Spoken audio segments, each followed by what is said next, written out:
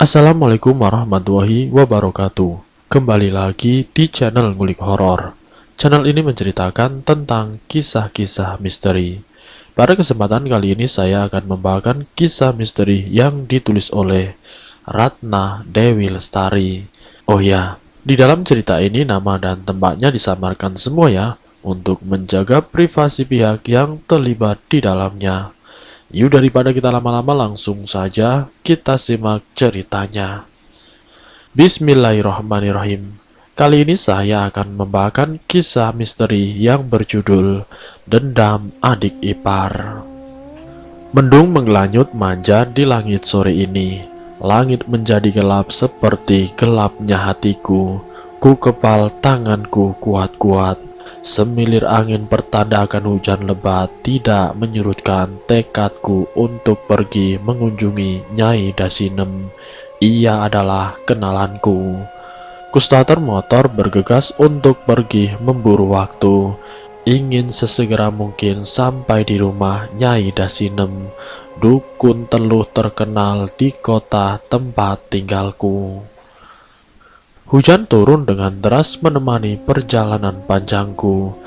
Jarak dari rumah ke tempat Nyai Dasinem berkisaran 1 jam lebih.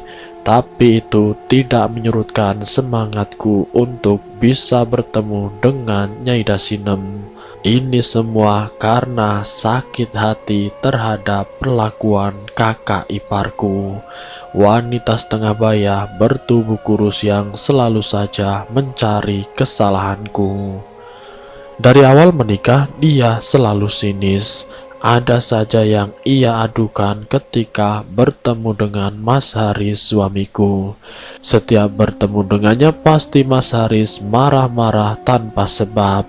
Ia selalu iri dengan kehidupanku. Berulang kali keponakanku mengadu. Dea adalah mata-mataku. Dea selalu merekam percakapan Sri kakak iparku. Ketika Sri bercerita dengan tetanggaku, Dea berpura-pura bermain bersama teman-temannya. Tanpa sepengetahuan Sri, Dea berselancar ria di dunia maya memberikan informasi akurat. Satu persatu kebusukan Sri terekam jelas di memori HP-ku. Ku kumpulkan bukti-bukti itu dan kuadukan semua dengan Mas Haris. Namun sayangnya tidak seperti dugaanku. Mas Haris selalu membela kakak perempuannya, dan aku hanya bisa gigit jari kalah telak. Makanya kalau jadi orang jangan baper, celoteh Sri ketika melihatku melintas. Dengan jelas ia menyindirku. Maksud mbak apa ya? Ku hentikan langkahku tepat di hadapannya. Tetangga yang melihat perlahan mendekat. Tidak ada maksud apa-apa. Wong aku lagi ngobrol dengan Sulastri. Kok kamu yang tersinggung? Jawabnya cuek sembari melengos. Dongkol rasa hatiku tapi berusaha ku tahan dengan segenap kemampuanku. Aku pun berlalu muak sudah dengan sifat Sri yang terlalu banyak menyimpan kebohongan. Kurebahkan tubuhku sambil berselancar di dunia maya memakai HP bututku. Sebuah iklan mengalihkan perhatianku. Iklan jasa teluh yang dibuat oleh Nyai Dasinem. Ide berlian seketika hadir di benakku. Aku akan menyingkirkan Sri dari kehidupanku. Kuhubungi nomor WhatsApp yang tertera di iklan itu. Jiwa jahatku bergelora. Setan menari-nari cantik di pelupuk mataku. Senyum sinisku merekah manja. Bendera perang siap dikibarkan. Assalamualaikum. Sapaku pelan, tidak ada jawaban. Aku pun hanya diam mematung di depan pintu.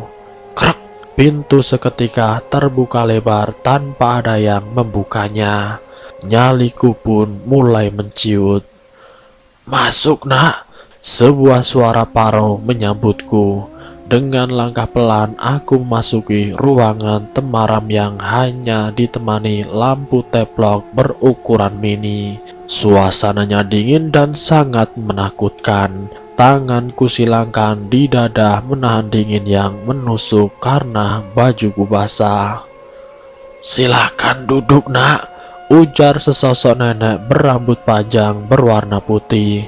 Wajahnya tidak menyeramkan, ia tersenyum manis melihat kedatanganku. Terima kasih, Nek," ucapku terbata menahan dingin tubuhku. "Panggil aku Nyai. Apa maksud kedatanganmu ke sini?" serunya lagi. "Begini, Nyai, maksud kedatangan saya kemari ingin membalas sakit hati kepada kakak ipar saya, Nyai," jawabku setengah terbata. "Sudah kubawa syarat-syarat yang kupinta," ucapnya lagi. Aku mengangguk cepat sepasang ayam cemani, kopi hitam, dan kembang 7 warna serta foto Sri sialan itu segera kuserahkan. Nyai Dasinem pun tersenyum sinis. Ia memulai ritual dengan mantra-mantra yang tidak aku mengerti. "Ini, silahkan kau kuburkan benda ini di sekitar tempat tinggal Sri. Jangan lupa kau ucap namanya 7 kali. Kau lihat besok betapa ampuhnya mantraku ini," seru Nyai Dasinem kemudian. Aku pun berterima kasih dan aku pun pamit pulang. Baju yang semula basah sudah kering di badan. Hari sudah gelap, ku tatap layar HP-ku, ada banyak panggilan Mas Haris di sana. Aku pun segera pulang ke rumah. Hatiku riang bukan kepalang. Sebentar lagi wanita busuk itu benar-benar akan hilang dari pandanganku. Sri akan segera kulenyapkan. Aku terjaga ketika kulihat jam dinding menunjukkan pukul 2 dini hari. Kulihat suamiku masih tertidur pulas di sampingku. Dengan perasaan takut ku tinggalkan suamiku sendiri sembari mengendap-endap keluar kamar. Suasana sangat sepi, hanya terdengar gemeritik hujan dan suara jangkrik yang bersahutan. Ku buka pintu belakang rumah dengan perlahan, sambil sesekali melirik kiri dan kanan. Bungkusan dari Nyai Dasinem tidak lupa ku bawa. Cangkul pun telah aku siapkan. Dengan mengendap-endap sambil membawa senter di tangan, ku ayunkan langkahku menuju rumah Sri. Iparku yang judes dan juga busuk hati, ku susuri semua sudut halaman rumah Sri, mencari tempat strategis untuk menanamkan bungkusan dari Nyai Dasinem, dukun teluh yang pernah aku datangi. Dan pohon jambu di halaman belakang rumah, pilihan yang sangat tepat. Segera kukuburkan benda itu dengan mencangkuli perlahan. Sebuah lubang kecil aku ciptakan. Selesai menguburnya, segera kupacu langkah secepatnya agar tidak ketahuan. Senyum sinis mengembang manis di bibirku. "Mati kau Sri," gumamku dalam hati. Dek, bangun," ujar suamiku seraya menggoyang-goyangkan tubuhku kuat. "Apaan sih Mas? Masih ngantuk ini?" jawabku marah. "Itu, Mbak Sri pagi-pagi dibawa ke rumah sakit, muntah darah kata Mas Farhan," celoteh suamiku. Aku yang mendengar berusaha menahan rasa bahagia. Akting sedih sengaja kupilih agar suamiku tidak mengetahui kebusukanku. Bagaimanapun Sri adalah kakak perempuan kandungnya. Ia pasti menyayanginya. Aku harus pandai-pandai bersandiwara. "Loh, kok bisa Mas? Padahal kemarin kulihat Mbak Sri baik-baik saja Mas," jawabku berpura-pura. "Ya tidak tahu dek, ayo kita ke rumah sakit. Kasihan Mas Farhan dan Aldo tidak ada yang nemeni," ajak suamiku. "Iya Mas, ayo kita pergi," jawabku sesegera mungkin. Aku harus menunjukkan wajah peduli padahal di hati malas sekali. Di perjalanan aku hanya diam 1000 bahasa. Begitupun dengan suamiku, ia tampak sangat khawatir. Berulang kali ia membuka gawainya mengabari seluruh keluarga perihal sakit yang diderita mbaknya. Aku seka mata dan pipiku berpura-pura aku menangis. Mimik muka ku pasang sesedih mungkin. Aku ingin meyakinkan suamiku bahwa aku turut khawatir. Gawai suamiku bergetar. Dia lalu mengangkatnya. "Nggih Mas Farhan, nggih." Suamiku manggut-manggut. Entah apa yang diceritakan oleh Mas Farhan. Aku tidak mendengar, yang kulihat hanya wajah suamiku yang berubah menjadi merah. Matanya pun mengeluarkan air. "Waalaikumsalam Mas." Suamiku mengakhiri perbincangannya. Suamiku menghela nafas panjang, wajahnya tampak sangat khawatir. Bulir-bulir bening seketika jatuh di pipinya. Aku merasa sedikit kasihan, sedikit yang banyak rasa bahagia. Sepertinya kabar buruk tentang Sri akan segera kudengar. Mbak Sri harus segera dioperasi. Muntah darahnya tidak mau berhenti. Ia kehabisan banyak darah. Jika seperti ini terus nyawanya bisa terancam. Suamiku mulai membuka percakapan. "Memang Mbak Sri sakit apa sih Mas?" tanyaku penasaran. "Dokter bilang ada benda asing di perut dan paru-paru Mbak Sri. Tapi Mas juga tidak tahu itu apa," jelasnya lagi. "Ya ampun, kasihan Mbak Sri," ujarku sok peduli.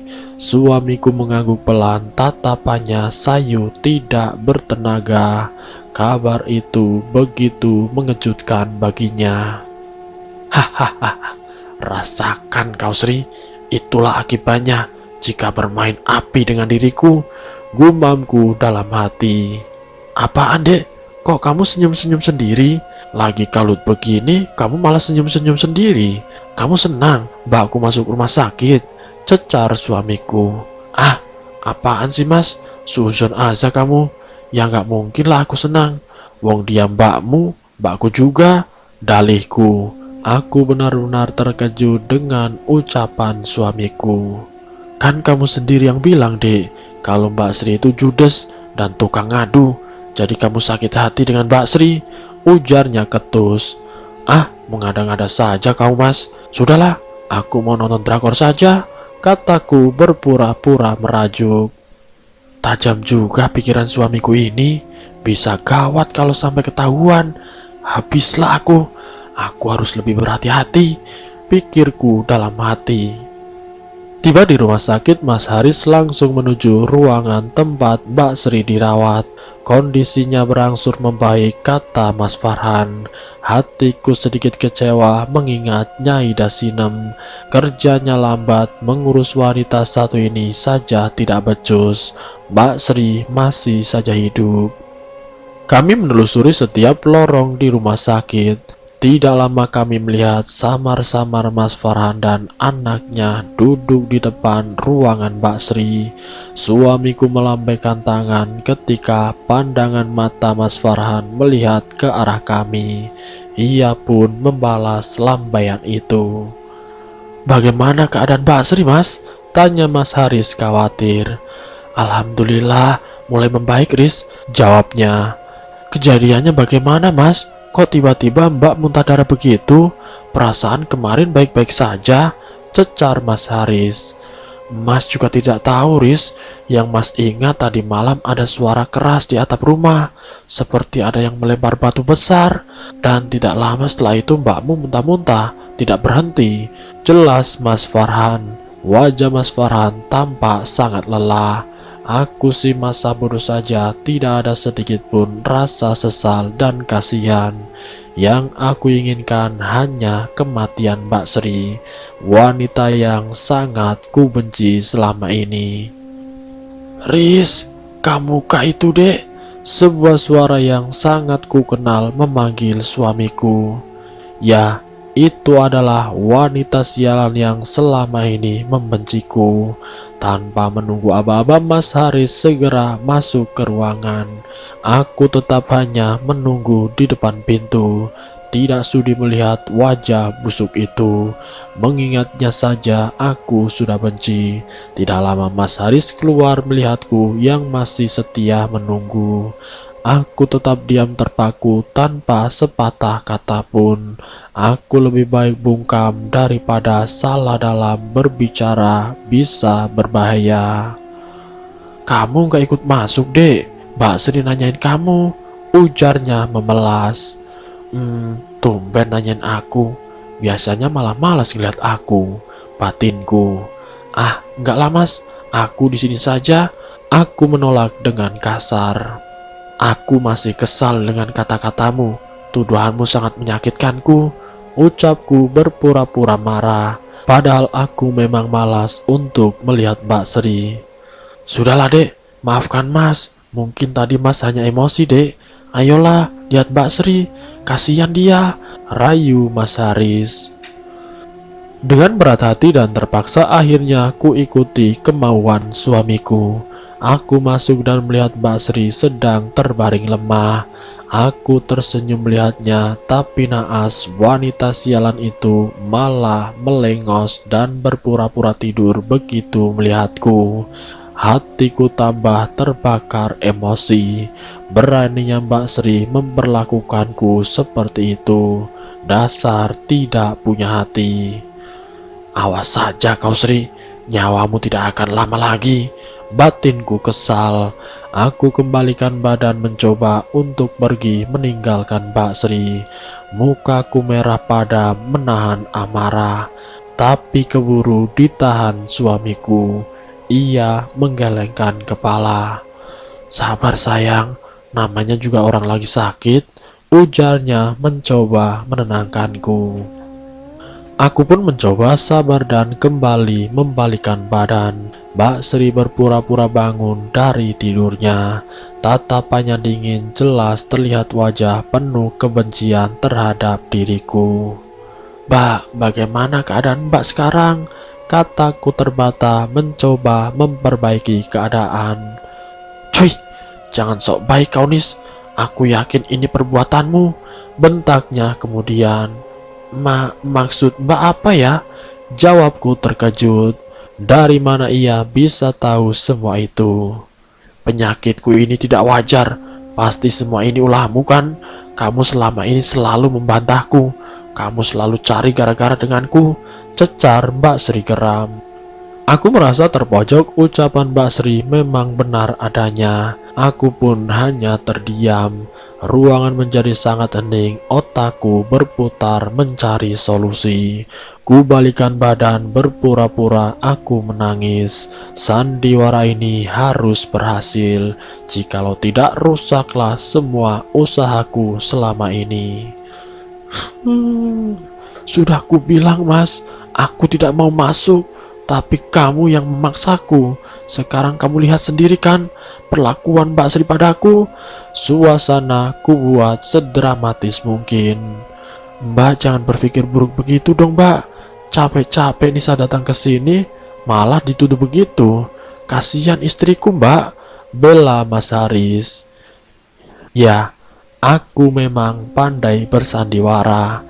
Aktingku memang jempolan. Seandainya wajahku cantik Mbak Nia Ramadhani, aku yakin pasti aku menjadi seorang artis. Aku memang hebat, pikirku dalam hati. Alah, kamu jangan termakan sifat sok baik istrimu Har. Kamu tahu kan istrimu tidak sebaik itu. Ejek Mbak Sri membuat suasana bertambah panas. Sudah toh Bu, malu dilihat orang-orang. Mulutmu itu loh Bu, pedas seperti cabai rawit setan, seru Mas Farhan. Nampaknya ia mulai jengah. Kalau begitu lebih baik aku pergi saja daripada berada di sini, tambah sakit hatiku, jawabku sembari membalikkan badan, berlari kencang meninggalkan ruangan Mbak Sri. Pergi saja kamu sana. Kedatanganmu cuma membuatku tambah sakit saja. Samar-samar ku dengar suara Mbak Sri. Aku tak peduli dengan Mas Haris yang berlari sembari memanggil namaku. Hatiku sakit, aku semakin benci. Ingin segera menghubungi Nyai Dasinem, urusan ini harus segera selesai. Aku tidak mau menunggu lama-lama lagi. Wanita itu bisa membuatku gila. Ku angkat gawaiku dengan rasa malas. Di layar HP bertuliskan nama Nyai Dasinem, tapi aku masih kecewa dengan kinerja Nyai. Ya Nyai, kenapa? Ya Nyai, bla bla bla bla. Omelku panjang lebar. Singkat cerita, akhirnya Nyai memberi mantra baru. Nyai yakin mantra itu mampu menghabisi iparku laknat. Aku pun tersenyum tipis. Mantra yang diberi oleh Nyai ku hafalkan baik-baik. Aku tidak ingin gagal. Sakit hatiku ini harus segera terbalaskan. Kakak iparku, yaitu Mbak Sri, harus segera mati. Syarat yang Nyai berikan memanglah tidak mudah. Aku diwajibkan puasa putih yang hanya makan nasi putih dan air putih saja dalam waktu 1 minggu. Tapi demi lancarnya niat jahatku, syarat yang tergolong berat itu mudah saja dijalankan. Selama 1 minggu ini sengaja aku berdiam diri di rumah. Hanya suamiku Mas Haris yang bolak-balik ke rumah sakit mengunjungi mbaknya. Semenjak kejadian memilukan itu, aku jadi enggan jika diajak ke rumah sakit. Beruntungnya Mas Haris mengerti keadaanku. Hingga pada hari ke-7 dengan leluasa aku meluncurkan syarat yang terakhir, yaitu menanam paku dan kawat serta kembang 7 rupa yang dibungkus dengan kain kafan. Benda itu kutanam tepat jam 12 malam. Suasana sangat sepi karena semenjak Mbak Sri sakit, anak dan suaminya selalu setia menjaganya. Lega. Dengan begini aku bisa tidur nyenyak, pikirku. Malam yang sangat indah, hati pun sangat bahagia. Tinggal menanti esok hari, kabar gembira pasti datang menghampiri. Dan aku percaya kali ini usahaku pasti tidak akan gagal lagi. Kuangkat gawaiku dengan cepat, tertulis nama suamiku di situ. Aku yakin ini adalah berita baik yang kutunggu. Assalamualaikum Mas. Apa Mas? Innalillahi wa inna ilaihi rojiun. Ya Allah Mas, kapan? Oke Mas. Waalaikumsalam. Yes, hore. Teriakku kencang tanda bahagia. Akhirnya wanita sialan itu mati juga. Kabar yang kudapatkan dari Mas Haris kalau tadi subuh Mbak Sri menghembuskan nafas terakhirnya. Sadis memang, bahkan tidak punya hati. Tapi ini semua tidak akan terjadi jika Sri bisa menjaga lisan dan perbuatannya kepadaku. Sekali dua kali aku maafkan, tapi jika seringkali maaf aku sudah tidak tahan. Terkadang hati selalu bertanya, apa salahku? Kenapa ia sangat-sangat membenciku? Memang sedari awal pacaran Sri sudah memperlihatkan penolakannya kepadaku. Tapi Mas Haris bersikuku ingin mempersuntingku. Aku pun sempat mundur, tapi lagi-lagi karena cinta kami kembali bersatu. Jangan salahkan diriku jika kini hatiku mengeras seperti batu. Sakit hati, jelas dendam yang bertahun aku rasakan ini kini telah sirna. Mbak Sri sudah mati. Urusan anak dan suaminya aku tidak peduli. Yang terpenting sekarang aku bebas dari rasa sedih dan sakit hatiku. Mayat Mbak Sri pun tiba di pagi ini. Ku dengar jelas suami dan anaknya tidak berhenti menangis serta memanggil namanya. Begitupun dengan Mas Haris. Pelayat pun sudah banyak berdatangan. Aku yang sedari pagi telah ada di rumah wanita itu pun berpura-pura menangis melihat kedatangannya beserta keluarga lainnya. Aku harus pandai bersandiwara agar orang-orang tidak curiga. Mbak Sri, begitu cepat dirimu pergi meninggalkan kami. Raungku sembari memeluk mayatnya yang kini telah terbujur kaku di atas kasur tipis di ruang tamu. Pelayat yang melihat ikut terharu. Ya, aku memang jenius, aktingku tidak kaku. Hingga suamiku pun tidak tahu jika akulah penyebab mbak kesayangannya meninggal dunia. Sabar sayang, maafkan kesalahannya selama ini padamu sayang. Mas tahu adik orang yang baik. Mas Haris berusaha menenangkanku. Cuy, aku tidak sudi memaafkan Sri. Dasar bodoh kau Mas, bisanya ketipu dengan diriku, pikirku dalam hati. Iya Mas, pasti aku maafkan. Bagaimanapun ia juga mbakku, Mbak Sri, erangku lagi. Brak! Kujatuhkan tubuhku tepat di atas mayat Sri yang kaku, berpura-pura pingsan untuk melengkapi sandiwaraku. Para pelayat berteriak riuh, begitupun suamiku yang tidak henti memanggil namaku.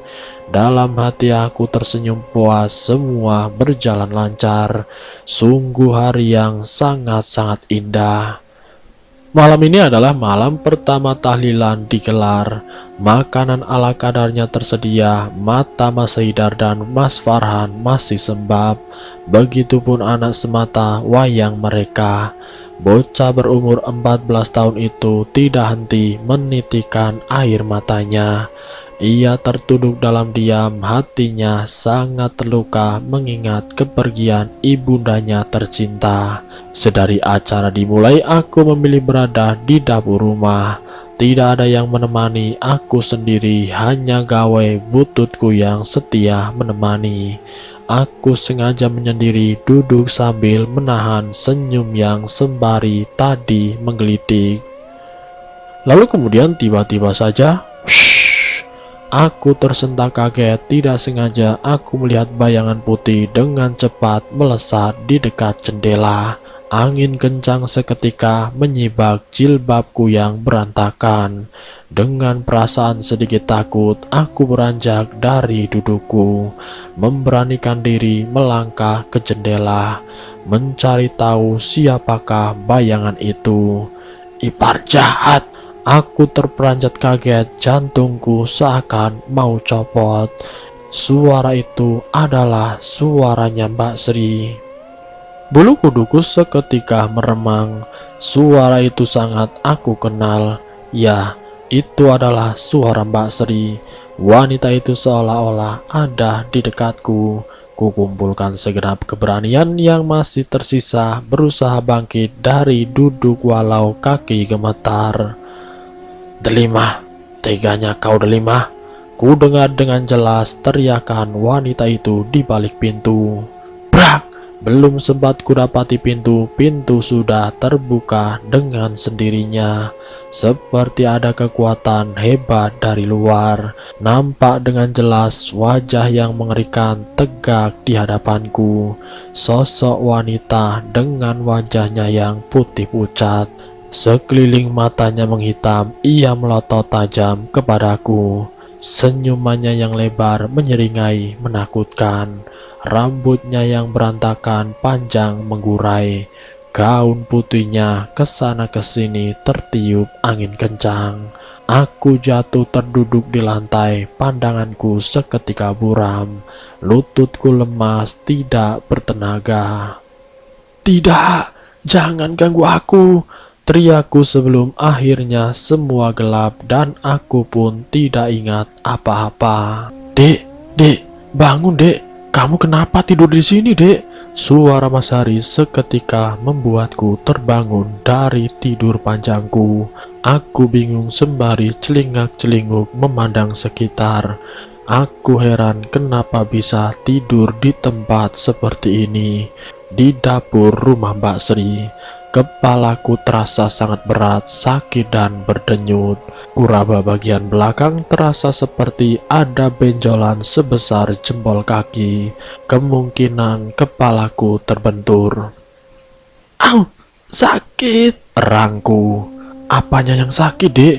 Mas Haris khawatir sembari ikut meraba di belakang kepalaku. Hah? Benjol, Dek? Kenapa bisa benjol, Dek? Tanyanya heran. Tidak tahu, Mas. Tadi aku... Tidak kulanjutkan ucapanku mengingat kejadian tadi bisa membuat rahasiaku terbongkar. Apa, Dek? Tanya Mas Haris penasaran. Ah, bukan apa-apa, Mas. Elaku. Mas, ayo kita pulang, Mas. Aku sangat lelah. Pintaku sembari menyodorkan tanganku. Aku tidak ingin Mas Haris menggali lebih dalam dan itu bisa mengakibatkan terkuaknya rahasia besar dalam hidupku. Bisa-bisa aku dicerainya jika ia tahu akulah dalang kematian kakak tercintanya. Lalu kemudian Mas Haris memampahku pulang ke rumah. Para warga sudah bubar, rumah Mbak Sri tampak lenggang. Mas Farhan dan anaknya sudah siap berbenah. Mereka terlihat tabah, tidak ada lagi tangis dan air mata yang berlinang. Yang tersisa hanya matanya yang masih tampak sembab. Kejadian menegangkan yang baru saja aku alami membuat diriku menjadi ketakutan. Aku tidak tenang, mataku selalu menatap ke pintu dan jendela. Takut sewaktu-waktu wanita itu muncul lagi. Tidur, Dek, sudah malam ini, ujar suamiku seraya menunjuk jam di dinding. Waktu memang sudah menunjukkan pukul 1 dini hari. Aku pun mengangguk dan berbaring di samping suamiku.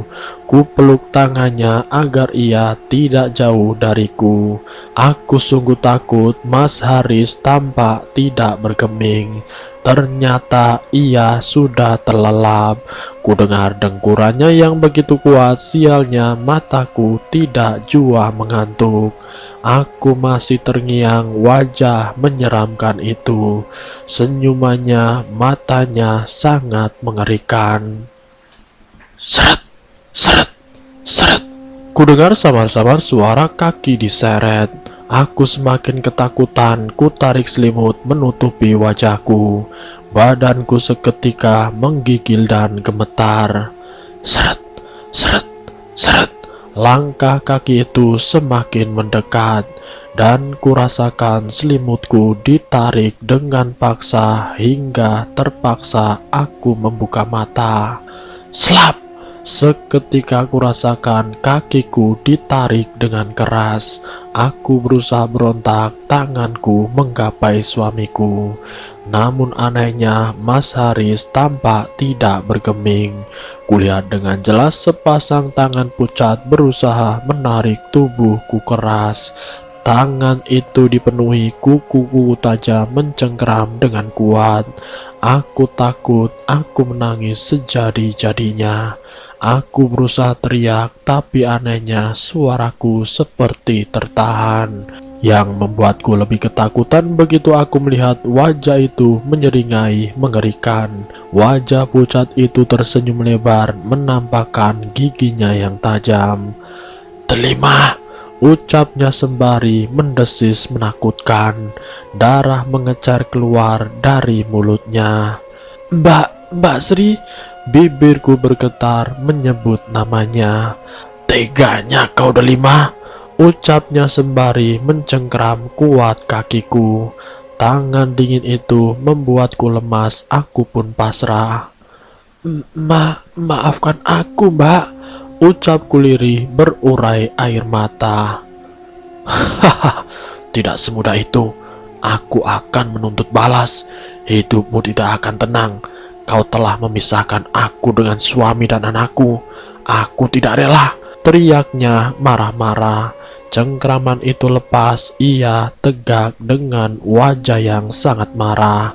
Ia kemudian menyeringai penuh arti. Aku hanya terdiam mematung menatapnya dengan takut.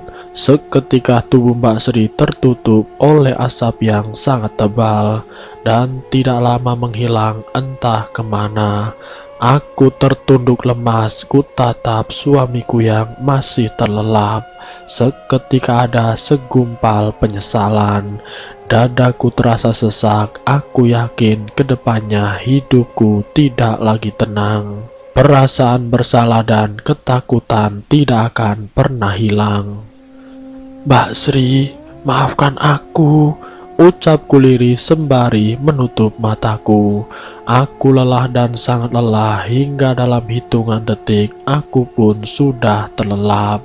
Delima, Delima Kairunisa. Ku dengar samar-samar ada yang memanggil namaku. Dengan perasaan malas ku buka mataku perlahan. Tanganku meraba ke samping. Tidak kutemukan suamiku. Lalu siapa yang memanggil namaku? Mataku seketika terbeliak mendengar suara dari arah lemari pakaian. Lemari kayu jati berornamen kembang itu bergetar seperti ada yang mengetuk dari dalam. Badanku seketika menggigil ketakutan. Kulihat dengan jelas pintu di lemari itu sedikit demi sedikit terbuka. Bunyi pintu yang terbuka perlahan. Padahal jelas sekali ku ingat lemari itu telah terkunci sebelum aku tertidur. Ku perhatikan dengan seksama ada sesuatu yang keluar dari balik pintu. Jari-jari tangan pucat berkuku sangat panjang membuatku bergidik ngeri. Mas Haris, teriakku memecah keheningan malam. Tidak ada sautan dari Mas Haris. Aku tidak tahu ia hilang kemana. Delima Kairunisa. Suara itu kembali terdengar diiringi dengan kepala menyeramkan yang menyumbul dari dalam lemari. Nampak dengan sangat jelas sosok itu yang memanggil namaku. Rambutnya panjang awut-awutan. Matanya melotot tajam ke arahku seolah hendak menerkam diriku. Bibirnya menyeringai mengerikan. Itulah adalah Mbak Sri, wanita yang mati karena kutelu. Mbak, sudah Mbak, berhenti menggangguku. Aku lelah Mbak. Mohonku di sela rasa takutku. Hahaha.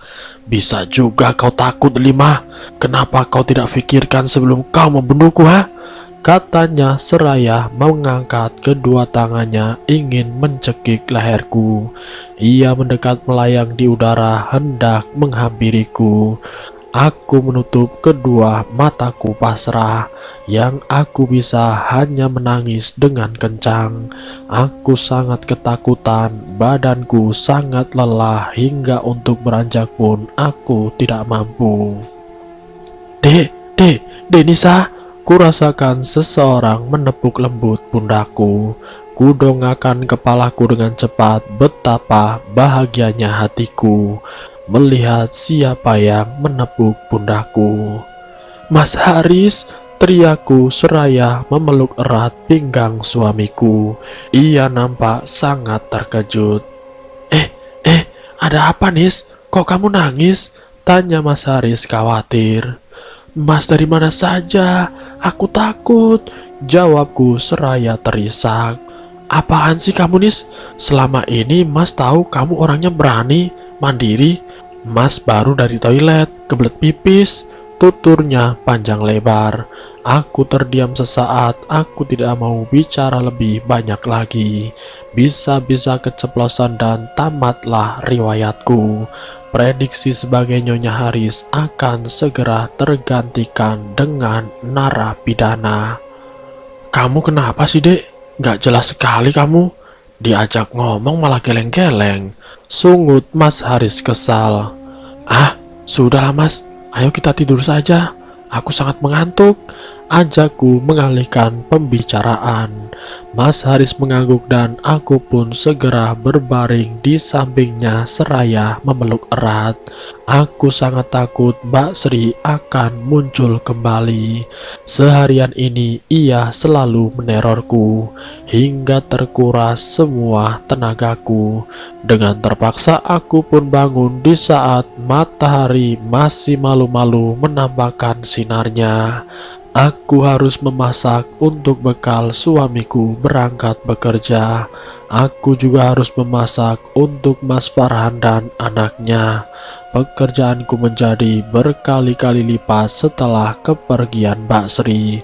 Dengan berat hati juga kuturuti permintaan suamiku untuk turut mengurus keperluan sehari-hari Mas Farhan dan anaknya.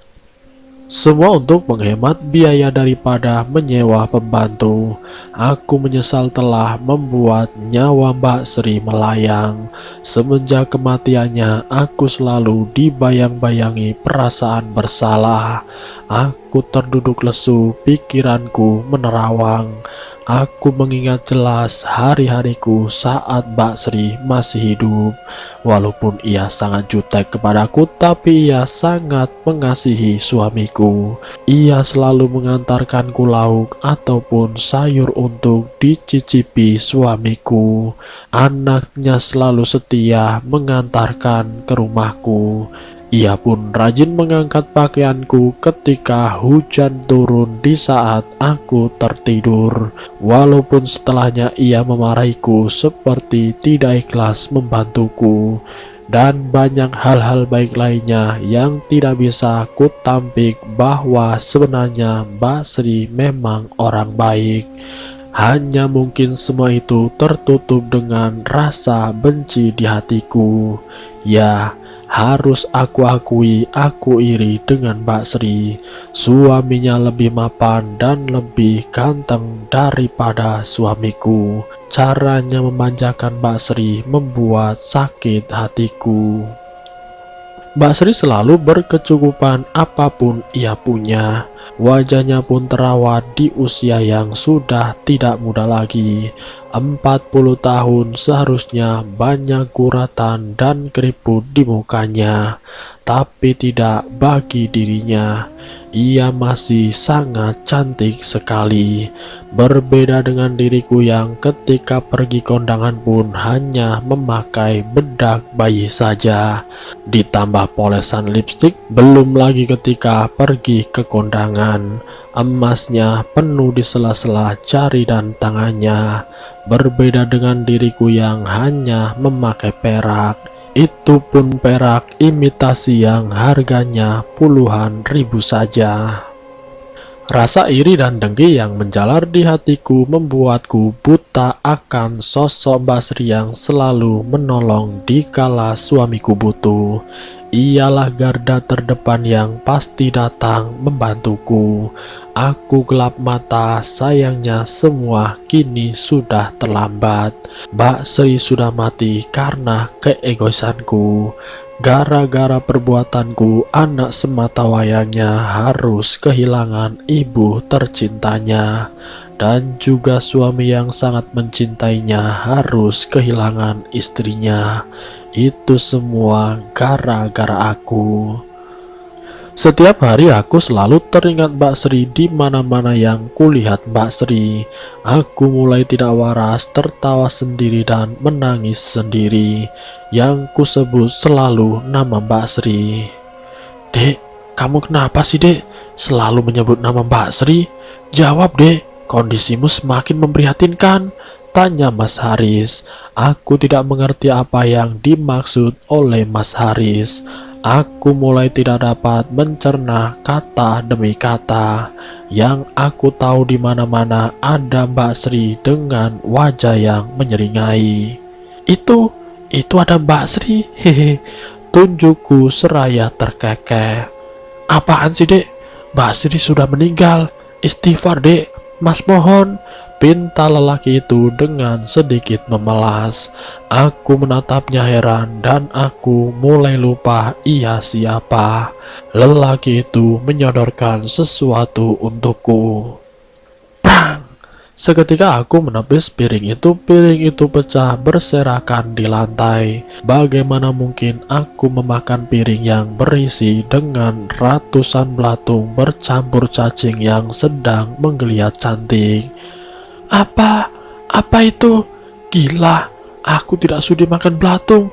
Jijik, teriakku marah-marah. Apa sih dek? Itu nasi dengan lauk ayam goreng dan sayur kangkung kesukaanmu. jawab lelaki itu. Aku seketika marah, semua benda yang dekat denganku habis kubanting. Lelaki itu nampak histeris dan pergi meninggalkanku sendiri. Aku pun tidak peduli. Pof Mas Haris, sudah beberapa hari ini Nisa istriku tidak mau makan. Tidak ada sesuap pun nasi masuk ke mulutnya. Dia selalu marah dan berteriak, dan dia selalu menyebut nama kakakku Mbak Sri. Aku semakin khawatir melihatnya menjadi sangat kurus. Semua upaya sudah kucoba namun nihil. Nisa masih bungkam, tidak jua membuka mulutnya. Nisa semakin tidak terkontrol. Semua barang-barang yang ada di dekatnya pasti dibandingnya. Dia seperti orang gila. Lama-kelamaan aku semakin tidak kuat. Ia seperti orang yang tidak waras lagi. Aku tak tahu apa penyebab istriku berubah seperti itu. Apa ada kaitannya dengan kematian kakakku? Aku pun tidak tahu, tapi Nisa selalu menyebut nama Mbak Sri. Aku pun kemudian mulai curiga. Bawa ke rumah sakit jiwa saja, Dek, tutur Mas Farhan menanggapi ceritaku tentang Nisa. Apa Mas tidak aneh melihat kelakuan Nisa? Dia selalu menyebut nama Mbak Sri, Mas, ujarku penasaran. Ya, aku juga merasa aneh. Kenapa Nisa selalu menyebut nama almarhum istriku? Jawab Mas Farhan sambil matanya menerawang ke atas. Apakah ini ada kaitannya dengan kematian Sri ya? Memang aku merasa istriku meninggal dengan cara tidak wajar. Lanjut Mas Farhan. Jadi Mas menuduh Nisa yang membunuh Mbak Sri gitu? Kan Mas tahu Mbak Sri meninggal karena sakit. Kenapa Nisa yang disalahkan? Aku mulai tersulut emosi. Tidak terima dengan kata-kata Mas Farhan barusan. Bukan begitu, Dek. Maksud Mas. Tidak, Mbak Sri. Jangan. Tiba-tiba percakapan kami terhenti ketika mendengar suara teriakan Nisa yang menggema. Kami segera beranjak dan berlari kencang menuju suara Nisa berasal. Nisa! Astagfirullahaladzim, seruku ketika melihat Nisa sudah tidak berdaya dan tergeletak di lantai. Tangan kirinya tersayat dan mengeluarkan banyak darah. Tangan kanannya memegang pisau dapur. Ayo Dek, segera kita bawa ke rumah sakit, biar Mas yang menyetir. Kamu tunggu di sini, Mas segera ambil mobil, seru Mas Farhan. Ia segera berlari keluar menuju mobilnya yang terparkir di halaman rumah. Kupeluk dan segera kugendong istriku menuju mobil Mas Farhan yang sudah berada di hadapanku. Dengan rasa khawatir ku bawa ia menuju rumah sakit terdekat. Aku saat itu takut Nisa kenapa-kenapa. Bapak suami dari ibu Nisa ya? Tanya Bu Dokter ketika memanggilku memasuki ruangannya. Sepertinya ada hal serius yang ingin dia katakan. Iya Bu, saya suaminya, jawabku sembari mengangguk. Maaf Pak, sepertinya Bu Nisa mengalami gangguan jiwa. Iya depresi Pak. Kata-kata Bu Dokter bagaikan petir di siang bolong. Bagaimana ceritanya Nisa bisa depresi, sedangkan ia bahagia bersamaku. Bu Nisa tidak bisa dibawa pulang, itu sangat berbahaya. Ia bisa menyakiti dirinya sendiri, tutur Bu Dokter menjelaskan. Tapi Dok, apa penyebab istri saya depresi Dok? Tanyaku heran. Saya tidak bisa menjelaskan secara gamblang Pak.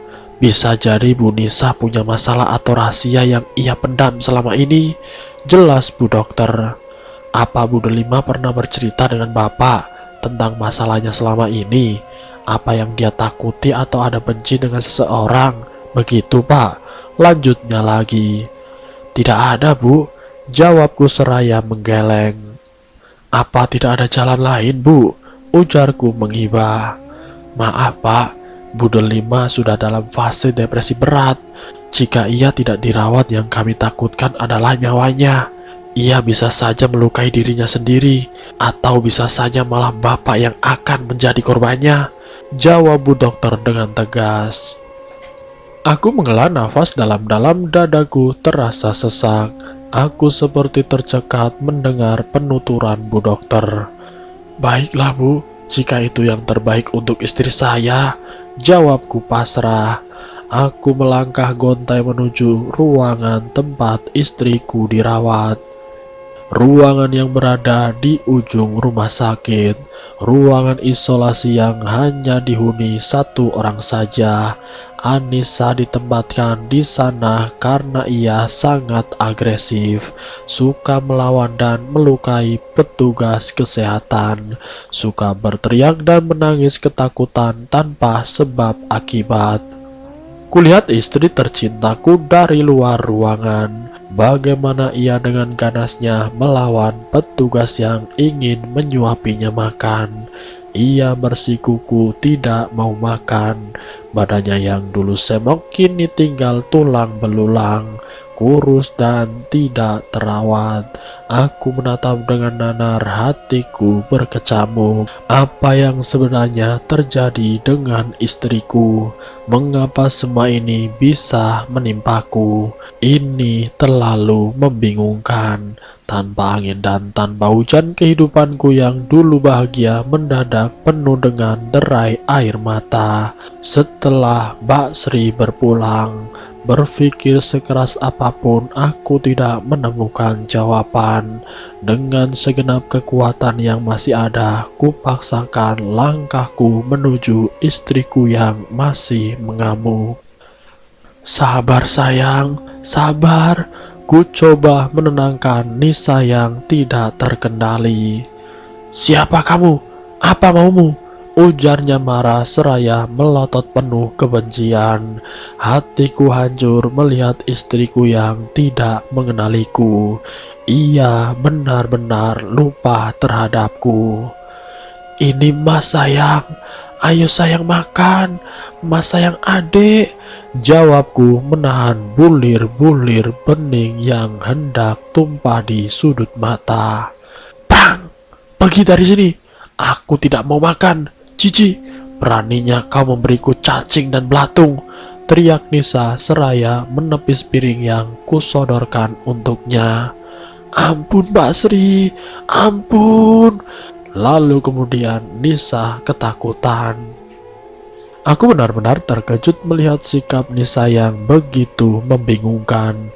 Sebentar menangis histeris dan dalam hitungan detik sudah tertawa bahagia.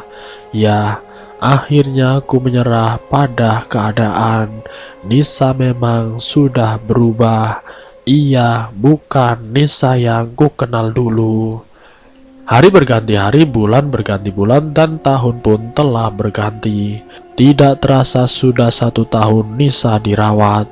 Kondisinya kini sangat memprihatinkan. Selang terpasang di sekujur badan, harapan hidupnya semakin menipis. Tinggal menunggu keajaiban ilahi. Aku masih setia menanti, menunggu harapan yang tidak pasti. Aku ingin Nisa seperti dulu lagi, bercanda dan tertawa hingga kami tua nanti, bersama dengan kebahagiaan yang hakiki. Aku terhenyak ketika mendengar dering handphone selulerku. Kulihat di layar handphone panggilan berasal dari rumah sakit yang merawat istriku. Diangkat segera panggilan masuk itu. Assalamualaikum Pak Haris. Waalaikumsalam. Iya, saya sendiri. Maaf Pak, kami mau mengabarkan kondisi Bu Delima yang semakin menurun. Sebaiknya Bapak segera kemari. Baik, saya akan segera ke sana. Telepon segera kututup. Aku pun bergegas pergi menuju rumah sakit. Gunda gulana memikirkan nasib istri tercintaku. Kakiku seketika kaku begitu aku melihat dengan jelas kondisi Nisa.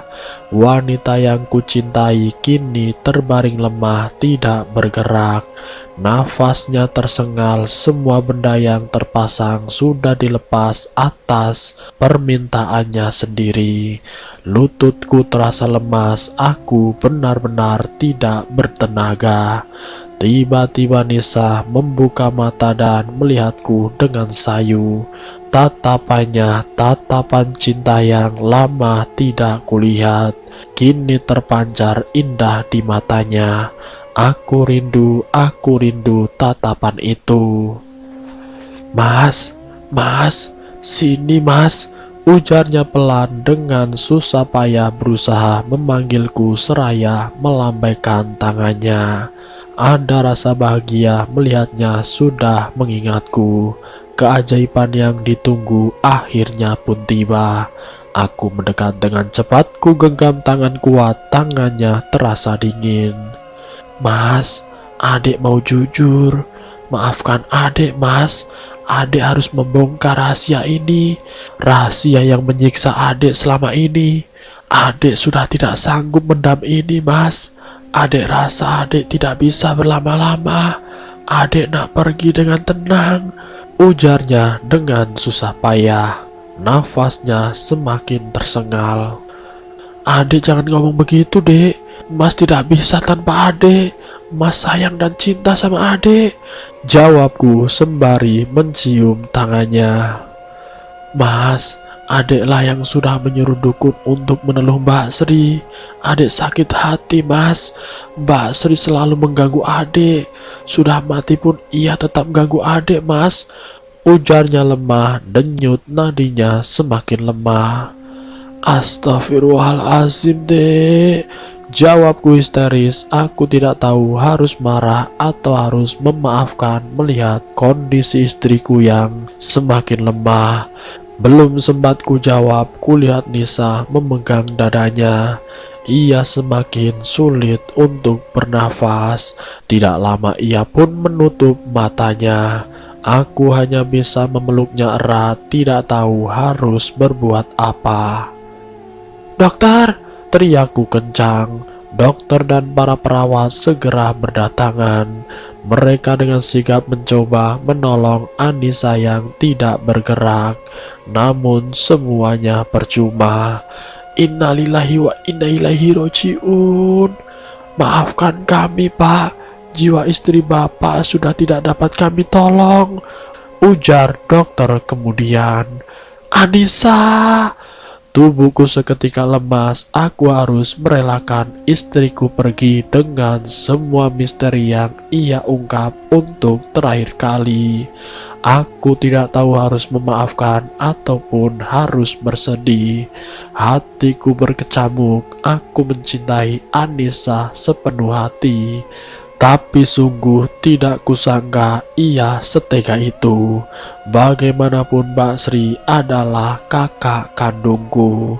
Aku pun hanya bisa pasrah apapun yang terjadi. Dahulu aku coba memaafkan. Semoga istriku bahagia di sana. Dan selesai. Semoga dari kisah ini kita bisa mengambil hikmah dan pelajaran. Ambil sisi positifnya dan buang jauh-jauh sisi negatifnya. Terima kasih sudah mampir di channel kami. Jika kalian tertarik dengan video kami, silahkan tekan tombol like, share, dan komen. Tekan subscribe untuk mengikuti video kami selanjutnya. Wassalamualaikum warahmatullahi wabarakatuh.